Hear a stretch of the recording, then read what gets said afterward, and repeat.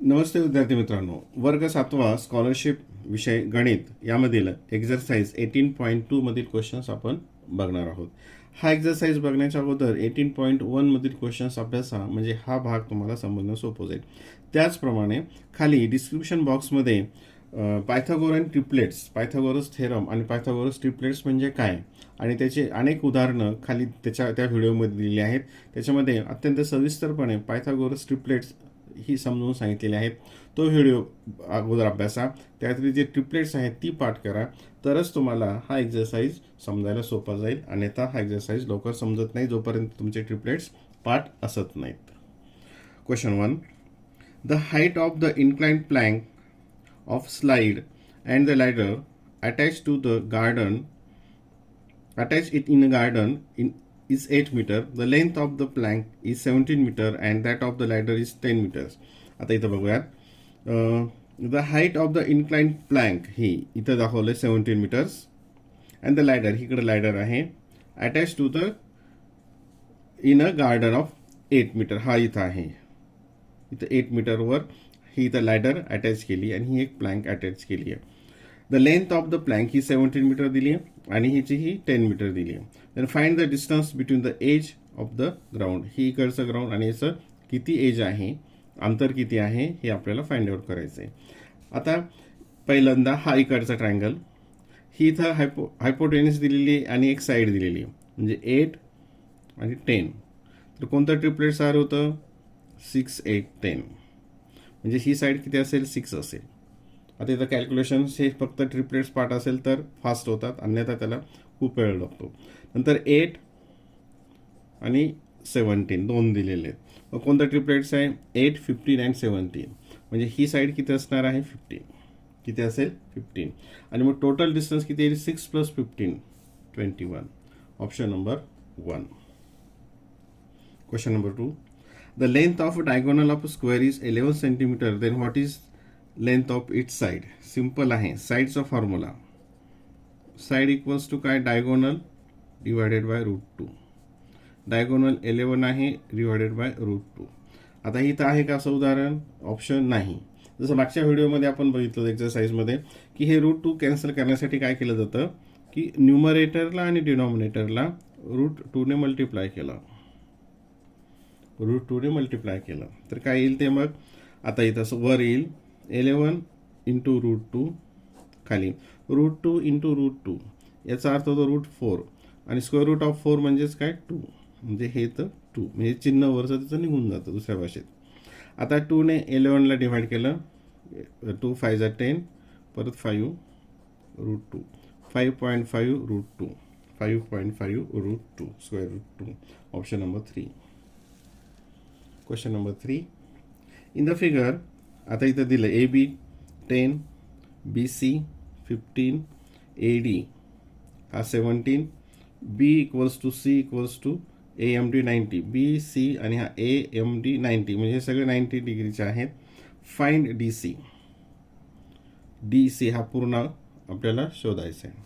आता बघा इथे हा 10 आहे, म्हणजे हा पण किती असणार आहे? 10 असणार आहे. हा 15 आहे, म्हणजे हा पण किती असणार आहे? 15 असणार आहे. ठीक आहे. आता हा काढायचा आपल्याला DM. आता DM म्हणजे कोणता? AMD. आता इथं परत हा राईट अँगल ट्रायंगलच आहे, म्हणजे परत इथं पायथागोरस ट्रिपलेट, हे 15 आणि 17. कोणतं ट्रिपलेट आहे? 15 आणि 17 त्याच्यामध्ये आहे, ते आहे 8, 15 अँड 17. म्हणजे ही किती लेंथ असेल? 8. ठीक आहे. हे जर ट्रिपलेट पार्ट नसेल तर मग ते hypotenuse square equal to side square plus side 1 square plus side 2 square असं खूप लांब जातं आणि ते शक्य नाही एका मिनिटामध्ये सोडवणं. आणि ही टोटल DC किती येईल? मग 10 + 8 18. Option number 1. Find the perpendicular height of the equilateral triangle whose side is 12 centimetre. आता हा इक्विलॅटरल ट्रायंगल, याचा फॉर्म्युला सरळ सरळ इक्विलॅटरल ट्रायंगल आणि परपेंडिक्युलर, म्हणजे ह्या याच्या समोर इथं परपेंडिक्युलर टाकला हा असा, तर हे विचारलेले. तर तो फॉर्म्युला काय परपेंडिक्युलर हाईटचा? Perpendicular height of equilateral triangle is equals to side √3 upon 2. हा सरळ सरळ फॉर्म्युला आहे. आता याची साईड किती दिली? 12. 12 √3 अपॉन 2.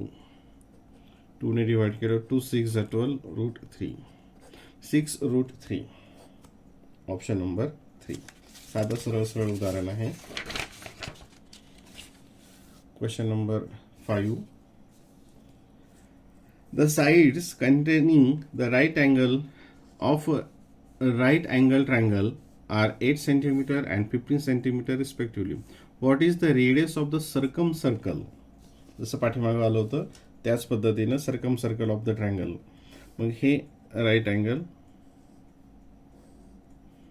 हा इथे जे हायपोटेनियस हे आहे 8 आणि 15. 8 15 आणि काय तो ट्रिपलेट 8 15 17. म्हणजे ही काय असणार आहे, हायपोटेनियस 17. आणि सर्कल म्हणजेच काय की त्याचे हे तिन्ही व्हर्टेक्स त्या सर्कलवरून जातात आणि ही हायपोटेनियस या सर्कलची डायमीटर असते. म्हणजे डायमीटर किती आली 70. आणि काय विचारलंय रेडियस. त्याला काय करणार आपण रेडियस काढण्यासाठी डायमीटरला 2 ने डिव्हाइड करणार. ते आलं 2 6 2 8 जा 16.5 8.5. Option number 1.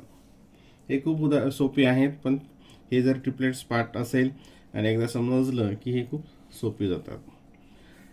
In triangle PQR, if length PQ equals to 3x minus 1, QR equals to 15x and PR equals to 15x plus 1, then for which value of x will PQR be right angled triangle? आता बघा इथे हा right angle triangle. आता याच्यामध्ये सगळ्यात मोठी side कुठून असणार आहे, हितली. म्हणजे ही असेल हायपोटेनियस 15x plus 1. त्यातली एक साईड असेल ही 15x आणि दुसरी असेल 3x minus 1. आता एका त्या प्रॉपोर्शनमध्ये नाहीत, त्या प्रमाणात नाहीत अंतराच्या जे दिले. आता इथे आपल्याला काय करावं लागणार, हे व्हॅल्यूज घेऊन उदाहरण हे सोडवावं लागेल. ठीक आहे. आता इथे या 3x minus 1 ही एक साईड, 15x ही दुसरी साईड आणि 15x plus 1 ही तिसरी साईड. समजा x ची व्हॅल्यू 2 आहे असं आपण गृहीत धरलं, तर काय याची व्हॅल्यू 2 3 जा 6, 6 minus 1 5 आणि 15 2 जा 30 आणि हे 31. 5 30 31 असं कोणताही ट्रिपलेट नाही. म्हणजेच हे इथं राईट अँगल ट्रायंगल होणार नाही. एक्स ची व्हॅल्यू जर 2 घेतली तर, समजा एक्स ची व्हॅल्यू आपण 6 घेतली, एक्स ची व्हॅल्यू 6 घेतली. हे काय ते 6 3 जा 18 आणि 18 -1 हे येईल तर 17. किती येईल ते 17. नंतर हे किती येईल 15 × 6 90 आणि हे 15 90 आणि 91 17 90 91. हे आहे का ट्रिपलेट्स? नाही, हे पण ट्रिपलेट्स नाही. मग आणि समजा 4 व्हॅल्यू घेतली तर काय येईल 4 3 जा 12 -1 11. 4 × 15 हे 60 आणि हे 61. 11 60 61 हे ट्रिपलेट आहे. म्हणजे या ठिकाणी हे राईट अँगल होण्यासाठी, राईट अँगल ट्रायंगल होण्यासाठी एक्स ची व्हॅल्यू काय असणार आहे 4. एक्स ची व्हॅल्यू काय असेल 4. 17चं जे आहे ते इथं येणार नाही. Question number 7. Find length BC from the given figure. BC हे इथं B आहे आणि हे C हे आपल्याला फाइंड आउट करायचं आहे. आता या ठिकाणी इथे 11 आहे, हे 30.5 आणि हे 30 हे इक्वल आहे. मग आता इथे काय होईल, हे दोन्ही मिळून 11 आणि हे पूर्ण AC काय येईल, हा 30.5 झाला. म्हणजे AC काय येईल 30.5 + 30.5 30 30 60 आणि 1 तो येईल 61. म्हणजे 11 नंतर ही इथली एक साईड आणि 61. म्हणजे हा ट्रिपलेट्स काय झाला 11 60 आणि 61. म्हणजे BC किती असेल 60. Option number 3. हे उदाहरण तेव्हा सोपे होतात जेव्हा तुम्हाला ट्रिपलेट्स हे पूर्ण पाठ असतात. Question number 8. In the figure, या फिगरमध्ये AB पॅरलर हा CD, C equals 90, AB equals to 50. आता इथे ते मेजरमेंट दिले ते आपण लिहून काढूयात. हे AB 50 आहे, CD 55 हा इकडचा, हा टोटल 55 आहे नंतर BC12 आहे. Find the perimeter of the given figure, म्हणजे ह्या सर्वांची ॲडिशन. आता इथं ही साईड आहे माहीत आपल्याला, ही साईड आहे, ही साईड आहे, तर ही माहीत नाही. मग काय करायचं आहे बघा, इथंपासून याच्यावर एक परपेंडिक्युलर टाकलं, हा एक परपेंडिक्युलर. आता ही 12 आहे म्हणजे ही पण 12 असेल. आता ही टोटल 55 आहे, त्याच्यातली ही खालची इथपर्यंतची ही 50 आहे म्हणजे ही 50 असेल. म्हणजे हा जो इथपर्यंतचा भाग आहे ही 50 येईल आणि वरची मग काय असेल 5. म्हणजे खालची काय होईल आता इथं टोटल 55 आहे, त्यातली ही झाली 50 आणि वरची झाली 5. आता 5 12 काय आहे ट्रिपलेट, 5 12 30. म्हणजे ही साईड काय असणार आहे 30, ही साईड काय असेल 30. आणि आता पेरिमीटर काढायची म्हणजे ह्या सर्व बाजूंची लांबीची बेरीज करायची. आता हे इथे 50 50 100, ठीक आहे, हे आलं 100. हे 12 प्लस 13 हे 25 आणि 25 प्लस 5 30,